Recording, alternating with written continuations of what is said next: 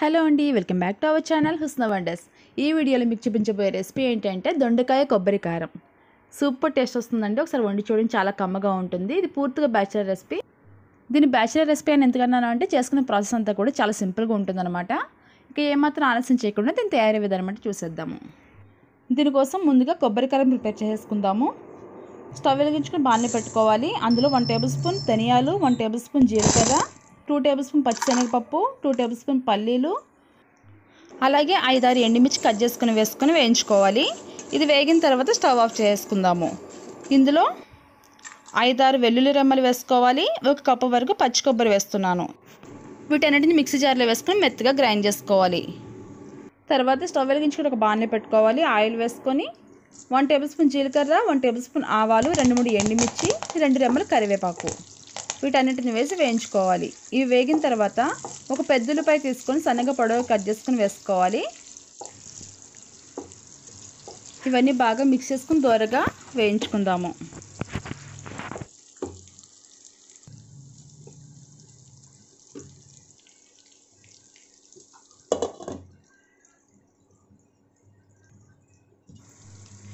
ఇవన్నీ బాగా మగ్గిన తర్వాత 2 పచ్చిమిర్చి వేసుకోవాలి, చిన్నగా కట్ చేసుకొని. ఇవి కూడా ఫ్రై అయిన తర్వాత మనం కట్ చేసి పెట్టుకుని దొండకాయ ముక్కలు వేసుకోవాలి. సన్నగా పొడవుగా కట్ చేస్తున్నానండి. మీరు కావాలంటే రౌండ్గా కూడా కట్ చేసుకోవచ్చు. ఈ కర్రీ కోసం నేను 1/2 కిలో దొండకాయలు తీసుకున్నాను. ఇందులో పసుపు, టేస్ట్ సరిపడగా సాల్ట్ వేసాను. బాగా మిక్స్ చేసుకోవాలి.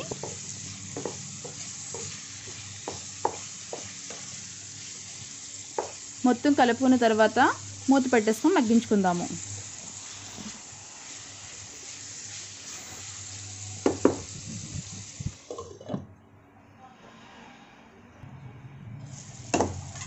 మధ్య మధ్యలో మూత తీసి కలుపుతూ ఉండాలండి, అడుగంటకుండా.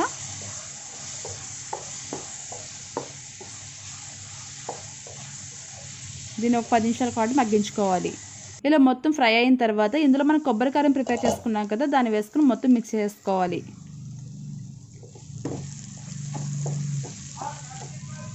ఇది బాగా మిక్స్ అయ్యేలా కలుపుకుంటూ ఒక 2 నిమిషాల పాటు సిమ్లో పెట్టుకొని మగ్గించుకోవాలండి. సూపర్ టేస్ట్ వస్తుంది.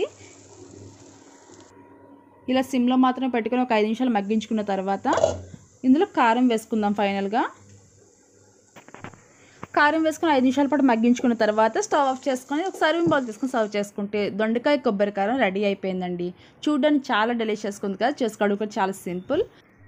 చూసేసారు కదండి దొండకాయ కొబ్బరి కారం ఎంత సింపుల్గా రెడీ చేసుకోవాలో. ఈ వీడియో మీకు నచ్చిందని అనుకుంటున్నాను. ఈ వీడియో మీకు నచ్చినట్లయితే వెంటనే లైక్ చేయండి, అలాగే మీ ఫ్రెండ్స్ అండ్ ఫ్యామిలీ మెంబర్స్కి షేర్ చేయండి. ఇంకా మరెన్నో సింపుల్ అండ్ వెరైటీ రెసిపీస్ మన ఛానల్లో చూడాలనుకుంటే మన ఛానల్ని సబ్స్క్రైబ్ చేసుకోండి. పక్కనే ఉన్న బెల్ ఐకాన్ని ప్రెస్ చేస్తారంటే నేను పెట్టే ప్రతి వీడియో కూడా నేను పెట్టిన వెంటనే ముందుగా మీకే వస్తూ ఉంటుంది. రెగ్యులర్గా మన ఛానల్ని ఫాలో అవుతూ ఉండొచ్చు. Thank you for watching.